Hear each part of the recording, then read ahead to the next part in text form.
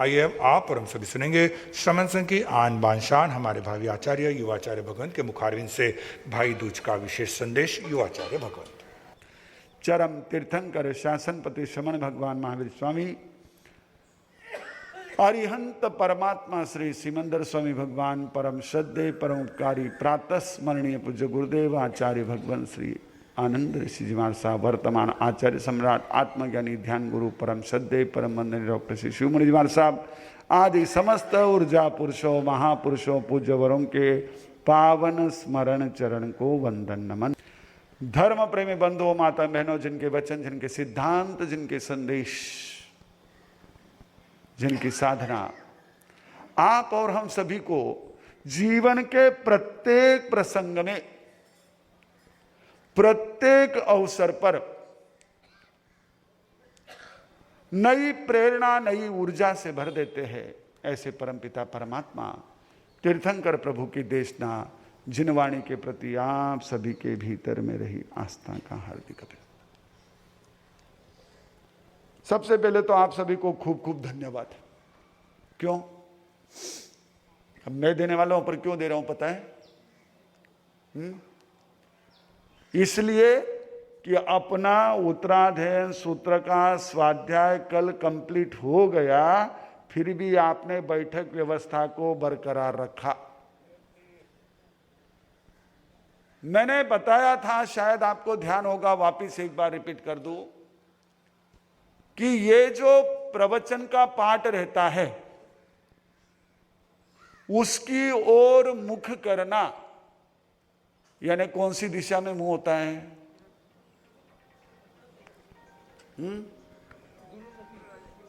हाँ, इसे हमारे आगमों में आचारांग सूत्र की व्याख्या में आचार्य शिलांक ने फरमाया, और उसके बाद अभय देव सूरी जी की भी जो रचनाएं हैं स्थानांग वगैरह की व्याख्या है, उसमें बताया 18 प्रकार की दिशाएं हैं। क्योंकि आचारांग सूत्र का पहले सूत्र है ना, पूरथी मिल्लाओ दिशा वा दिशा तो आगतो हमंसी, पश्चिमिल्लाओ वगैरह, पश्चिमित्था वो दिशा आगतो, मैं कौन सी दिशा से आया हूं।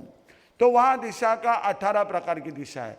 तो जो प्रवचन करने वाले संत सती जी रहते हैं वो दिशा प्रज्ञापक दिशा कहलाती है। कौन सी दिशा? प्रज्ञापक। क्योंकि हम कौन से धर्म का पालन करने वाले हैं? कौन सा धर्म है हमारा? जैन धर्म है? अहिंसा धर्म है? पर कहीं पढ़ने में तो आता नहीं है। आप रोज मंगलिक सुनते हो, बोलते हो ना, उसमें कौन से धर्म की शरण लेते हो? अहिंसा धर्म की या जैन धर्म की? कौन से धर्म की शरण लेते हैं? केवली पन्नतम धम्मम शरणम पवज्जामि। हमारे यहां धर्म कौन सा? जो केवलियों द्वारा कहा गया। इसीलिए हम जैन भी है कि जिनेश्वर द्वारा कहा गया धर्म पालन करते हैं। लेकिन आगम में कौन सा धर्म कहा गया हमारा? केवली पन्नतम धम्मम। और इसीलिए जब आप संकित लेते हो तो आपको यह पता है कि मैं किरी गुरु धारणा करी, हमारा गुरु ये, हमारा गुरु वे, लेकिन गुरु बनाए किस लिए वो तो पता ही नहीं। हमारे यहां स्पष्टतः आता है, 3 तत्व का संकल्प कर लेना, 3 तत्व के प्रति हमारी आस्था का संकल्प कर लेना, यानी गुरु धारणा है। 3 तत्व कौन से? देव और धर्म। देव कौन? अरिहंतो महदेवो, महादेवो नहीं, हाँ, अरिहंतो मह यानी मेरे। अरिहंत मेरे कौन है? देव है। तो देव अरिहंत है। गुरु कौन? सुसाहुनो। जो पंच महाव्रतधारी भगवान की आज्ञा में विचरण करने वाले हैं, वहां किसी पंथ गच्छ का नाम नहीं है। अब कोई दावा कर देना भाई, आपको पता है क्या, जिस समय एक वॉर चलता था, अभी भी चलता है, मार्केटिंग वॉर। कौन सा वॉर? Marketing war. अपना प्रोडक्ट श्रेष्ठ है उसे बताने के लिए वॉर चलता है। तो एक समय था जिस समय में हमारे देश की एक जो टीम थी या कोई देश में खेल का आयोजन था, उस खेल के आयोजन को एक कंपनी ने स्पॉन्सर किया। क्या किया? स्पॉन्सर किया। अब वो दो कंपनियां थी, दोनों आप लोगों को अलग अलग तरह के कई पेय देती रहती है, बच्चों से लेकर बड़ों तक कईयों को प्रिय रहते हैं। सॉफ्ट ड्रिंक कहते हैं उसको। आप नाम बड़े अच्छे अच्छे दे देते हो, क्या आपकी बात है, गजब है आप। अब कहां से कैसे क्या हुआ? सॉफ्ट ड्रिंक तो सिर्फ प्योर वाटर है, बाकी कुछ नहीं, और वो भी शुद्ध रूप से अगर कुएं से निकाला हुआ हो तो। बाकी आरओ वाला भी तो है ना, वो बस मुंह में सॉफ्ट है, बाकी शरीर में तो ठीक है, जो है वो आनंद है। तो वह जो है कंपनियों का वारा भी, एक को स्पॉन्सरशिप मिल गई, दूसरे को मिली नहीं। तो जिसको स्पॉन्सरशिप मिली उसने क्या कहा? Official sponsor. तो दूसरे ने क्या कहा? दूसरे ने क्या कहा? Nothing official about it. अब उनको तो मार्केटिंग करना है, बस वो कुछ भी अपने लिए लोगो बना लेते, इसलिए दावा कोई भी कुछ भी कर सकता है। हम वही, मैंने बताया आपको बीच में, अब कोई पहले कहते थे जब आप लोग इसमें रुपये पैसे में काम करते थे तो उस समय कई हमारे अलग अलग प्रकार के पंथ परंपरा वाले कहते थे 16 आना बंदा रुपया हमें। वो क्या कहते थे? बंदा रुपया हमें, बाकी सब चिल्लर। फिर जमाना बदला, आप लोग जो है आगे बढ़े, आप रुपयों से सोने चांदी में आ गए। अब सोने चांदी में आ गए तो उन्होंने फिर वो चिल्लर छोड़ दिया, हम 24 कैरेट, और उन्होंने अपना इलाज लगा लिया। अब आप एडवांस हो गए, अब आप तो सोने चांदी में अभी भी लगे हुए हैं, पर हमारे बच्चे तो उनको अगर कोई आभूषण नहीं हो तो चलेगा। कोई कोई आपात रूप में अलग है, जिनको है ना एक किसी रूप से कुछ पहना है तो ठीक है, लेकिन अभी बच्चों को क्या चाहिए पहनने को? कौन से? ब्रांडेड चाहिए। तो वो क्या कहते हैं? हम ब्रांडेड। बस हम अपने मुंह से कहे जाए, आप जानते हो ना, हीरा मुख से ना कहे, पर अब ठीक है, चलने दो, हमारी किसी के लिए कोई प्रॉब्लम नहीं है। मैं तो बात आपको कह रहा था कि हमारे यहां देव अरिहंत, गुरु सुसाधु और धर्म, हाँ, तो अरिहंतो महदेवो जावत जीवम सुसाहुनो गुरुनो जिनपन्नतम तत्तम। हमारा धर्म कौन सा? जो जिनेश्वर द्वारा पन्नतम। अब ये शब्द के लिए मैं इतना इधर उधर भटक गया, ये पन्नतम के पीछे केवली पन्नतम जिनपन्नतम भटक गए। मैंने आप लोगों को कुछ और भी जानकारियां साथ में जो जो थी वो दे दी ना। अब कल कई लोग कह रहे थे ओ सुबह का आयोजन तो बहुत अच्छा रहा और उसमें भी खास करके व्यवस्था बहुत अच्छी थी। तो अब कल तो मेरा मौन था, मैंने इशारे से पूछा पदाधिकारी से, मैंने कहा कि बोले महाराज साहब ये वो फिर वो सारी चीजें रहती तो लोगों को थोड़ा सा, तो वैसे प्रवचन में मैं आपको कुछ और भी चीजें बताता हूं। तो पन्नतम, क्योंकि बात मुझे तो मेन वो भाई दूज वाला भी बाकी है सब, महासती जी ने कितना कहा क्या कहा मैंने तो सुना ही नहीं। मैंने तो आखिरी में ही सुना कि भाई वो सब है ना स्नेह प्रेम ये वो सब उन्होंने पूरा बहुत जबरदस्त ढंग से पूरे आज बहन की जितनी भी ना आरती उतारने वाली भूमिका रहती उन्होंने शब्दों से उतार ली। हाँ, क्योंकि देखो अब वो आप लोगों के तो व्यवहार में आरती उतारी जाती है, लेकिन ये तो क्या होती है, हमारे तो साधु जीवन में ये सारी चीजें वर्ज है, तो हमारे तो शब्दों की आरती होती है। तो उन्होंने वो अपना काम किया, वो तो बोलना ही अब तक बाकी है। मैं कह रहा था पन्नतम प्रज्ञप्तम, पन्नतम की संस्कृत परिभाषा, संस्कृत छाया क्या है? प्रज्ञप्तम। क्या है? प्रज्ञप्तम, यानी प्रज्ञापन किया गया, बताया गया, समझाया गया। केवली भगवान द्वारा, सर्वज्ञ भगवान द्वारा, तीर्थंकर परमात्मा द्वारा जो बतलाया गया, समझाया गया, वो तत्व धर्म है। फिर वो बराबर है, आपने जो कहा दयामय धर्म सही है, उन्होंने यही कहा ना, केवली ने यही कहा, पर वो दया धर्म हमारे मूल में इस प्रकार से नहीं दिया। हमारे यहां क्या क्या भगवान ने जो कहा वो धर्म, तो इसलिए जो है वो प्रज्ञापक दिशा, तो प्रज्ञप्त जो उस धर्म को आपको प्रज्ञप्त करते बतलाते हैं उनकी दिशा प्रज्ञापक दिशा। चले अब हम उस दिशा में आगे बढ़े। हमारी भाई दूज वाली बात है आज। अब ये भाई दूज आपके यहाँ चेन्नई में, दक्षिण भारत में कितनी मनाई जाती पता नहीं। उत्तर भारत में उस तरफ तो बहुत ही एक तरह से उत्साह उल्लास उमंग के साथ मनाई जाती। इधर कोई मनाते ऐसा कुछ नहीं है। रक्षाबंधन का है, अपने राजस्थान भी है ना, बेड़ी चढ़ चढ़ जो रे बीरा बेना थारी बाटड़ी, वो वहां आता है। हाँ रक्षाबंधन, वो तो सब चीजें 1.5 2 महीने चलती। यहाँ तो अरे बड़ा लंबा काम है। वो तो आप पूछो मत। राजस्थान का काम है ना, फिर भी है ना, आप लोग थोड़े शॉर्ट हो गए। नहीं तो राजस्थान में तो सब चीजें आराम से होती थी। शादी ब्याह भी होती थी तो 8 दिन बारात रुकती थी आराम से, खूब ठाठ से ना सब काम होता था। पूरा सब छोटे से लेकर बड़े तक सब जाते थे, चलता है वो अलग बात। तो ये जो है भाई दूज, भैया दूज, इस त्योहार का जो एक तरह से हमारे यहाँ भारतीय संस्कृति में ही बड़ा महत्व है। अगर यहाँ के लिए कहूं तो आर्य संस्कृति में बहुत महत्व है। किसमें महत्व है? आर्य संस्कृति, क्योंकि यहां पर जो है दक्षिण में अधिकतर द्रविड़ संस्कृति का प्रचलन है।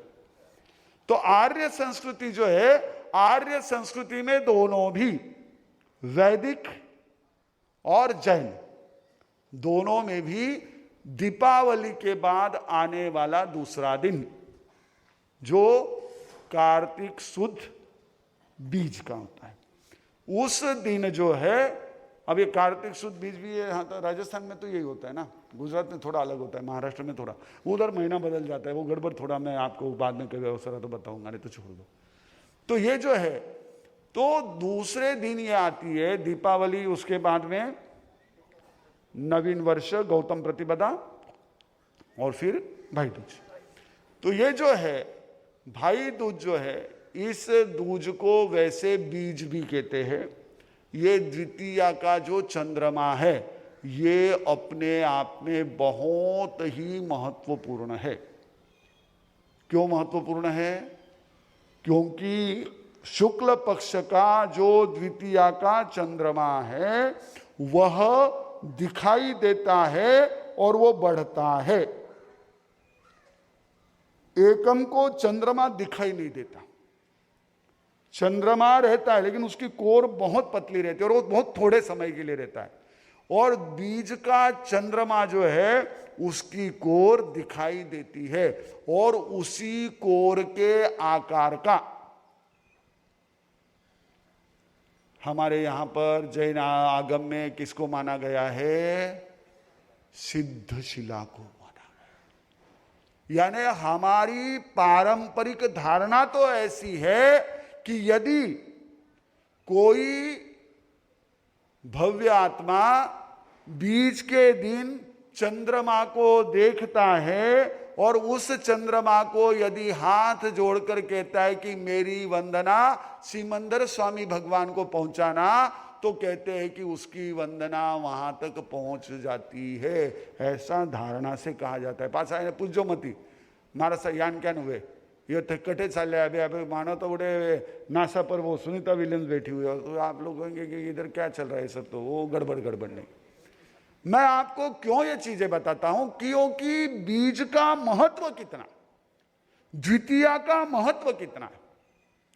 आप जानते हैं कि जो इस्लाम धर्म है वहां भी दूज के चांद को बहुत पूजनीय माना जाता है। उनके तो चिन्ह ही चांद और, हाँ चांद सितारा है, चांद तारा है, तो वो चांद भी दूज का ही चांद होता है। रोजे भी उनके दूज को ही पूरे होते। यानी कहने का मतलब यह है कि जो हमारा यह भारतीय समाज चंद्र वर्ष के साथ जुड़ा हुआ है। इसमें इस दूज का और खास करके आज की दूज का और विशेष महत्व है। दूज का महत्व हमने समझ लिया। आज की दूज जो है वो दूज जैन परंपरा से पहले समझे। हाँ, सुबह के प्रवचन का तो आखिरी संडे है। आज आप हमारे बस बिल्कुल अवसर है आज हमको। तो यह जो हमारे जैन परंपरा में, अपने जैन परंपरा में दूज का महत्व है, वो भगवान महावीर निर्वाण से जुड़ा हुआ है। जिस समय भगवान महावीर का निर्वाण हुआ और निर्वाण होने के बाद में उनके जो है वह एक तरह से पार्थिव शरीर का जो भी वह वहां पर इंद्रों ने, नंदीवर्धन ने मिलकर किया, तो नंदीवर्धन बड़े ही एक तरह से अवसाद में डूब गए। बहुत प्रेम था, भाई भाई का अद्भुत प्रेम था। हम आज भाई बहन के प्रेम को याद करते हैं, लेकिन याद रखो भाई भाई का भी बहुत प्रेम था।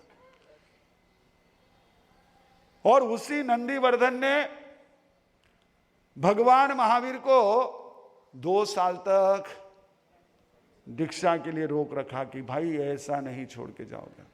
हालांकि छोटे थे लेकिन बहुत प्रेम था और वो प्रेम अद्भुत प्रेम। और जब भगवान महावीर को केवल ज्ञान हुआ, उन्होंने तीर्थ की स्थापना की, इतना धर्मोद्योत किया, उसके बाद तो उसकी श्रद्धा अद्भुत बढ़ गई।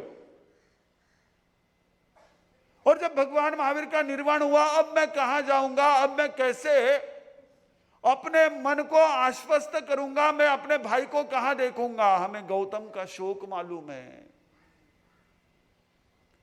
लेकिन नंदीवर्धन की भी विचार करो। हम गौतम स्वामी के शोक को इसलिए याद करते हैं कि उनका वह शोक, उनका वो दुख केवल ज्ञान में परिवर्तित हुआ और वह एक तरह से प्रकाश पुंज बन गए। लेकिन नंदीवर्धन को भी मन में बड़ा अफसोस कि अब मुझे प्रत्यक्ष में वर्धमान के महावीर के दर्शन नहीं हो। और वो अफसोस, वो अवसाद इतना गहरा,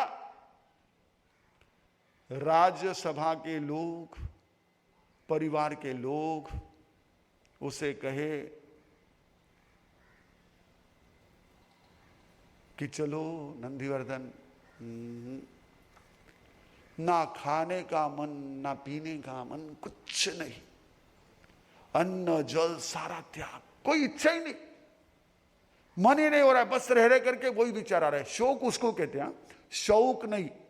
हाँ, आप समझ लेना, 2 मात्रा वाला शौक जो होता है वो एक तरह से कोई मौज मस्ती करते हैं, किसी की हॉबी होती है, उसको शौक कहते हैं।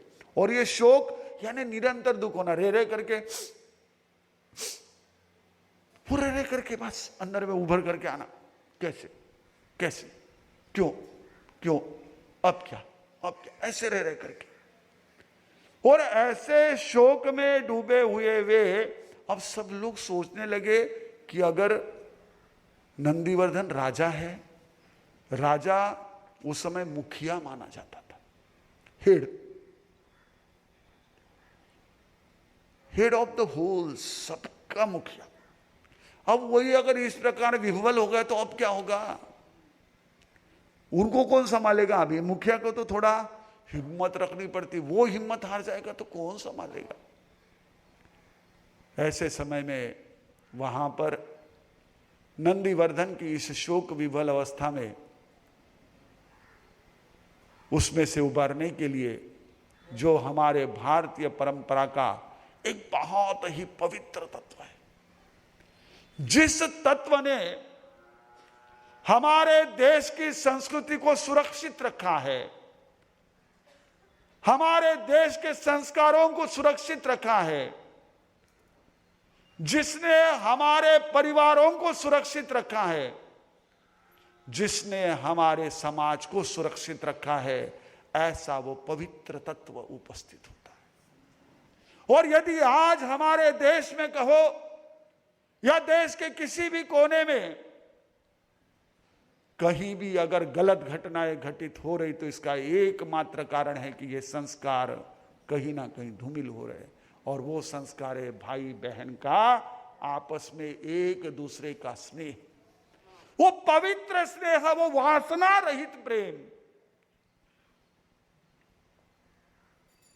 जहां जहां वासना प्रवेश कर जाती है वहां वहां पर जीवन दूषित हो जाता है। हमेशा ध्यान, वासना क्या करती है? दूषित कर देती है। आपको आपके अनुभव वाला उदाहरण बताओ। आप कहीं पर रेकड़ी पर या कहीं बाहर में कुछ खा रहे और उस समय कोई व्यक्ति दूर से खड़ा आपको देख रहा है, निरंतर टकटकी लगाए देख रहा है, उसकी आंखों में कुछ एक्सपेक्टेशन है। आप क्या कहते हो? मने कई लगी, निजरा लगी, टोक लग गई। उसने नहीं लगाई, पर वो वासनाओं का जो एक तरह से निगेटिविटी का घेरा होता है, वो जैसे आपके अन्न को दूषित कर सकते, तो ये तो वासना जो अंदर में उबल रही है, ये तो हमारे जीवन को ही नहीं तो हमारे पूर्ण वातावरण को, परिवार को, समाज को दूषित कर सकते। और इस दूषण से बचने का सबसे अच्छा, सबसे सुंदर उपाय है ये तत्व जो उपस्थित हुआ नंदीवर्धन के सामने और कहता है, अब धैर्य ना छोड़ कहूं कर जोड़न आंसू बहाओ, मेरे भैया कुछ तो खाओ। कैसा प्यार था वो। बहन भाई को कह रही है, भैया आप हिम्मत मत हारो, थोड़ा खा लो, शरीर के लिए आवश्यक है, ये मैं कह रहा हूं, लेकिन खाना खा लो, थोड़ा कुछ आहार ले लो। ये कहने का सामर्थ्य केवल उसमें था। राजा के सामने दूसरा कौन बोले? वो जब राजा ने, अकबर ने दरबार में पूछा कि किसी ने लात मारी तो उसको क्या सजा देनी चाहिए? गले लगाना चाहिए, उसको आभूषणों से मढ़ देना चाहिए। बोले ऐसा काम करता है? दरबारी तो कहने लगे उसको फांसी चढ़ा देना चाहिए, उसको सूली चढ़ा देना चाहिए, उसको गर्दन काट देनी चाहिए। और वो बोला गले लगा। बोले क्यों? सामर्थ्य केवल उसी में है, बच्चे में ही है। आपका बालक ही आपको लात मार सकता है, दूसरे की तो आंख उठाकर देखने की भी हिम्मत नहीं है।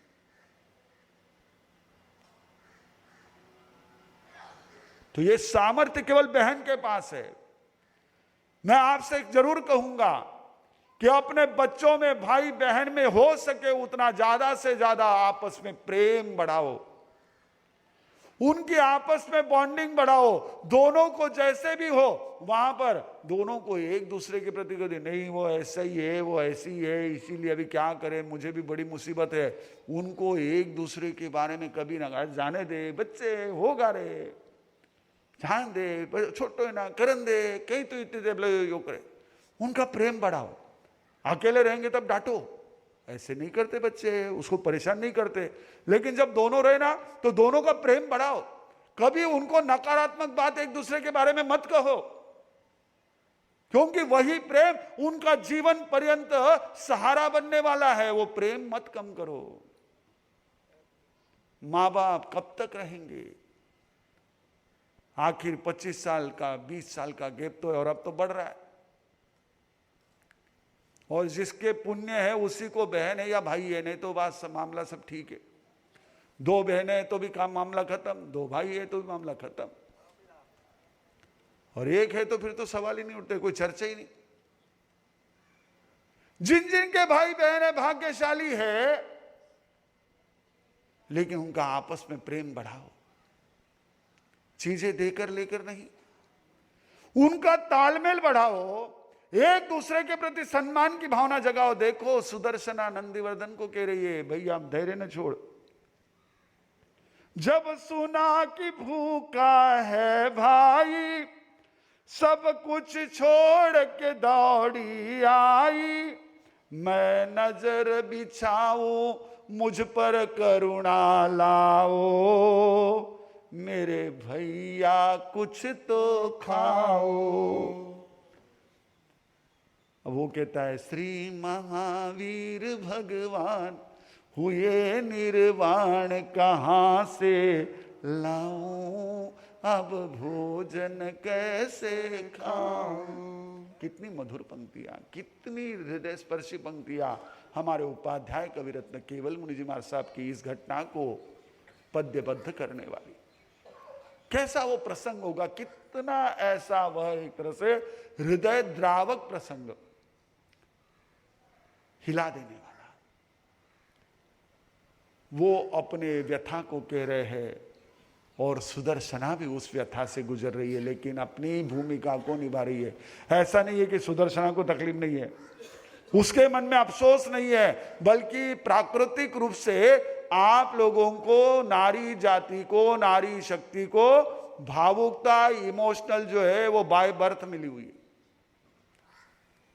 बहनें, हमारी माताएं, हमारी जो नारी शक्ति है वो अधिक भावुक होती है तुलनात्मक दृष्टि से पहले के पुरुषों की, क्योंकि आपके पुरुषों की नहीं कह सकता हूं, ये ज्यादा इमोशनल हुए, थोड़ा मामला गड़बड़ है, चलता ठीक है। लेकिन वो जो एक तरह से भावुकता है, लेकिन वो अपनी भावनाओं को नियंत्रित करके कह रही है।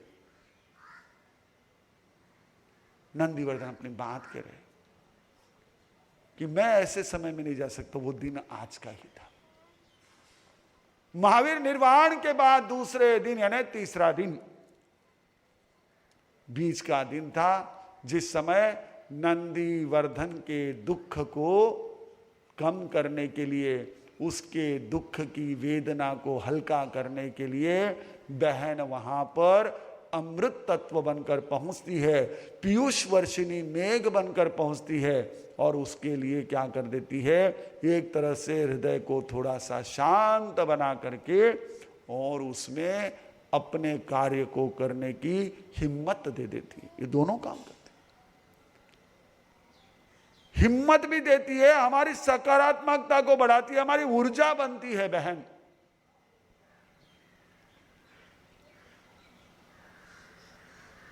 बस वो चाहिए हमारा उतना एक दूसरे के लिए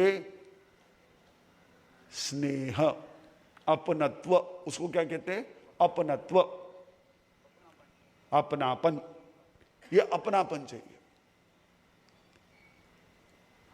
और ये अपनापन जहां जहां जिस जिस भाई बहन में हमने देखा है, अद्भुत है वहां का कार्य, बहुत बड़ी बात होती है। और इसीलिए बच्चों को जो है ना नानी हाउस ज्यादा प्रिय होता है, क्योंकि माँ का अपने भाई के वहां पर जो प्रेम, और वो नानी हाउस तो वो नाम आ गया जी। पहले तो मामा के घर जाना है कहते थे, पहले कहाँ नाना के घर, नानी के घर जाना है कहाँ कहते थे, बहुत कम। अब तो नानी के घर भी नहीं, अभी नानी हाउस, वो भले फ्लैट होगा पर हाउस, वो नाम आ गया। नए नए नाम आते रहते, चलता है। पर यह जो एक तरह से भाई बहन की बॉन्डिंग है, ये अपने आप में इस तरह से हमारे यहां पर वो आधार बनी है। नंदीवर्धन को भी उसी ने उस शोक से बाहर निकाला और फिर उसने कहा, तेरे कहने को नहीं टालू मैं, तू कहती है तो ला खालू मैं, मेरी बहना तेरा प्रेम नहीं ठुकराऊं, आ तेरे हाथों खाऊं। और वैसे भी बहन को तो मां का दर्जा है, मातृहस्ते न भोजनम। उस बहन के हाथ से नंदीवर्धन ने अपना पारणा किया, अपना आहार ग्रहण किया। ये आज के दूज का महत्व। यानी यदि भाई बहन का परस्पर में प्रेम है, बॉन्डिंग है, एक दूसरे का घनिष्ठ ऐसा संबंध है, तो वह प्रेम क्या करता है, उसे जीवन पर्यंत हर प्रकार की तकलीफ से बाहर निकलने का आलंबन बनता है। और वैदिक परंपरा में क्या है पता है आपको? आज का दिन क्या कहा जाता है? हाँ नहीं, भाई दूज के लिए वहां पर कथा चलती है। मैंने कहा ना आपको, उत्तर भारत में ये सारी चीजें बहुत ज्यादा चलती है। तो ये क्या होता है कि इसमें मृत्यु का जो देव माना गया है, मृत्यु के देवता कौन है? यमराजा। कहते हैं कि यमराजा जो है वो जिस समय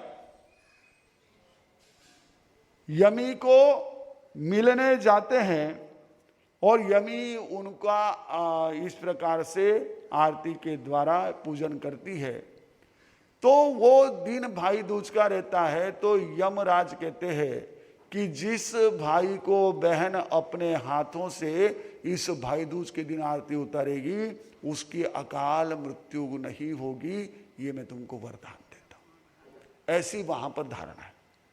बात यही है कि अगर वह बहन का प्रेम अपने भाई के साथ है तो उसको डरने की जरूरत नहीं। और आज भी हम देखते हैं कि जहां जहां इस तरह से भाई बहन में अपनत्व है, उन स्थानों पर कैसी भी परिस्थिति आए, भाई को बहन बहुत बड़ी ताकत बन जाती है। तो ये आज का भाई दूज और वो गोवर्धन पूजा, वो मैंने कल राजस्थान पत्रिका में पढ़ा, या आज के कल के इसमें गोवर्धन पूजा का मैंने पढ़ा। मैंने कहा हाँ ये भी बराबर है कि इस प्रकार से जो है भागवत के अनुसार आज के दिन ही श्री कृष्ण ने गोवर्धन को उंगली पर उठाया था, है ना? एक उंगली पर, अकेली उंगली थी उनकी या साथ में कुछ और भी था? नहीं, उनका नहीं, और आसपास में कोई थे क्या? हाँ, बाकी वालों ने, हाँ वो नहीं पूछते हमको, वो नहीं पता हमको, सिर्फ उंगली पता है। हाँ, क्योंकि उंगली से ज्यादा हमारा काम पड़ता है। सीधी उंगली, टेढ़ी उंगली, उंगली करना, उंगली, ये सब उंगली का काम चलता है। लेकिन गिरधर कहलाते हैं कृष्ण, उनकी वह एक उंगली ने सभी को साहस को बढ़ाया और उसके साहस के कारण ही गोवर्धन उठ सका। अगर कृष्ण नहीं होते तो कथा कहती है कि ग्वालों की हिम्मत नहीं थी, वो तो बहुत डरे हुए थे। गोवर्धन को अगर उठाया तो क्या हो जाएगा? इंद्र का कोप हो जाएगा, इंद्र नाराज हो जाएंगे। लेकिन कृष्ण ने कहा तुम सत्य हो तो डरने की जरूरत नहीं, मैं साथ में हूं। और एक उंगली, इसलिए वो एक उंगली केवल एक नहीं थी तो उसमें उन हजारों की ताकत थी। आप हमेशा ध्यान रखना, यदि कोई व्यक्ति यदि बड़ा काम करता है तो उसमें एक व्यक्ति भले ही अगवानी रहेगा पर सबका योगदान होगा, तभी वो बड़ा काम होता है। अब देखो, गिरधर तो एक को ही कहा जाएगा, हर गोपाल को उस समय के जितने ग्वाले थे सबको थोड़ी गिरधर कहेंगे। मेरे तो गिरधर गोपाल जब गाती है मीरा जी, तो वो मीरा तो वो कृष्ण को ही याद करती है, उसकी भक्ति करती है। लेकिन इसका अर्थ ये नहीं है कि कृष्ण अकेले ने काम किया। और मुझे लगता है कि अगर कृष्ण अकेले उठाते तो उसकी इतनी महिमा नहीं होती। उसी गोवर्धन पर्वत को किसने उठाया था पहले? हाँ, वो संजीवनी बूटी लाने के लिए। उनको तो नहीं कहते जी, उनको गिरधर नहीं कहते, वो तो एक हाथ पर उठा के लाए थे। और वो तो उठा करके, आप चित्र देखते हो, हम भी चित्र देखते हैं, मैंने भी देखा नहीं हनुमान जी को उस समय, ये हनुमान जी है हमारे पर, ये तो भाई चलो हमारे विहार से हमें साथ देते हैं, पर वो हनुमान जी तो हम चित्र में देखते हैं, आसमान से हाथ में पर्वत उठा के लाए संजीवनी बूटी के लिए। लेकिन गिरधर हम कृष्ण को ही कहते हैं, क्योंकि अकेले ने किया उसमें बड़ी बात नहीं, सबको साथ लेकर किया वो बड़ी बात। जो व्यक्ति सबको साथ लेकर के काम करता है उसकी शक्ति अद्भुत होती है और उस काम का आनंद भी अद्भुत होता है। बहुत जन है वन मैन आर्मी, आजकल नई नई चीजें आ गई। मैं कह रहा हूं ना आपको, आपने कई चीजें ऐसी जबरदस्त जोड़ ली है कि पूछो मत। वन मैन आर्मी, अरे हाँ, पर अकेला चना, हाँ ये कहावतें आप लोगों से हमने सुनी है, बुजुर्गों से। बुजुर्गों से हमने सुनी है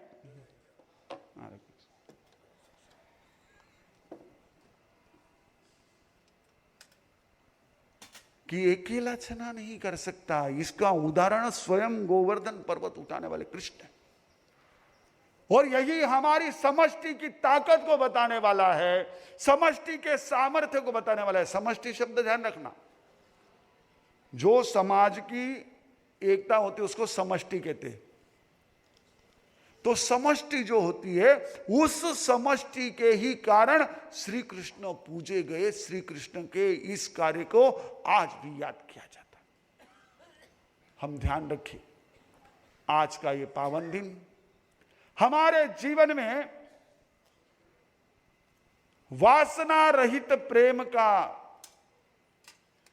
महत्व दर्शाने वाला, आज का ये दिन यम यमी के माध्यम से नियम का महत्व बताने वाला। यमी यानी व्रती, यम यानी नियम।